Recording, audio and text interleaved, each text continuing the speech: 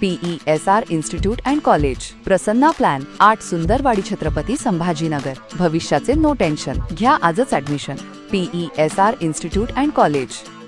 देशातील सर्वात विश्वासपात्र मानले जाणारे इंडिगो एअरलाईन सध्या आपल्या आतापर्यंतच्या सर्वात मोठ्या संकटातून जाते. गेल्या 5 दिवसात 2000 पेक्षा जास्त उड्डाणे रद्द झाल्यामुळे देशभरातील विमानतळांची अवस्था जणू काही रेल्वे स्टेशन सारखी झाली आहे. पण आपल्याला माहित आहे का, नेमकं असं काय घडलं की देशातील सर्वात मजबूत समजल्या जाणाऱ्या या एअरलाईनचा पूर्ण सिस्टम अचानक कोलमडला. हजारो प्रवासी विमानतळावर का अडकून पडले आणि पाहता पाहता परिस्थिती एवढी कशी बिघडली. गेल्या काही आठवड्यांपासून इंडिगोला उड्डाणे उशिरा होणे आणि किरकोळ तांत्रिक बिघाड अशा समस्यांना सामोरं जावं लागत होतं. एअरलाईन कधी हवामानाला तर कधी विमानतळावरील गर्दीला कारणीभूत ठरवत होती. पण खरी अडचण तेव्हा सुरू झाली जेव्हा सरकारनं फ्लाईट ड्युटी टाइम लिमिटेशन्स म्हणजे FDTL चे नवीन नियम लागू केले. पायलटांचा थकवा कमी करणे हा या नियमांचा मुख्य उद्देश. मात्र आधीपासूनच कर्मचारी कमी असलेल्या इंडिगोसाठी हे नियम खूपच जड ठरले.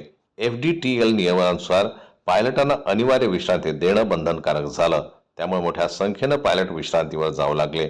पण इंडिगोकडे त्या प्रमाणात अतिरिक्त कर्मचारी नव्हते. परिणामी एअरलाईनला अनेक उड्डाणे रद्द करावे लागले आणि या ठिकाणी संकटाची खरी सुरुवात झाली.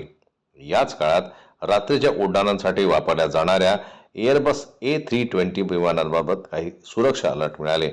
या अलर्टमुळे अनेक उशिराच्या म्हणजेच रात्रीच्या उड्डाणांना तत्काळ रद्द करावे लागले. नवीन नियम रात्री 12 वाजल्यानंतर लागू झाले होते. त्यामुळे अचानक मोठ्या प्रमाणात फ्लाइट्स रद्द होऊ लागल्या आणि संपूर्ण प्रणालीत गोंधळ उडाला. इंडिगोचा प्रचंड आकार हे संकटाचे कारण ठरला. भारताची सर्वात मोठी एअरलाईन असणे यावेळी इंडिगोसाठी उलट ठरलं.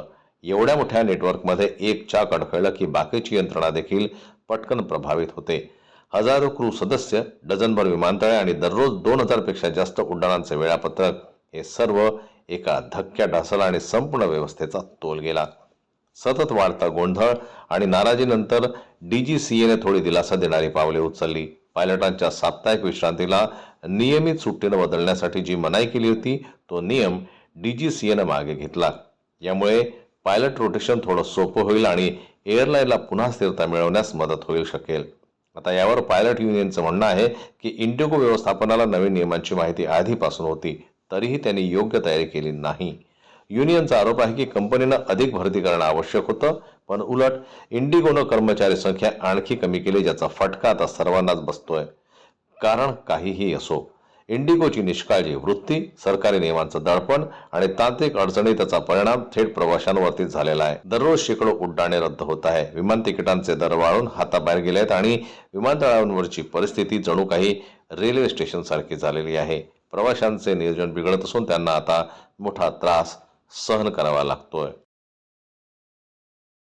मराठी बातम्यांसाठी जन्मत लाईव्हला लाईक करा, सबस्क्राईब करा आणि बेल आयकॉनला दाबायला विसरू नका.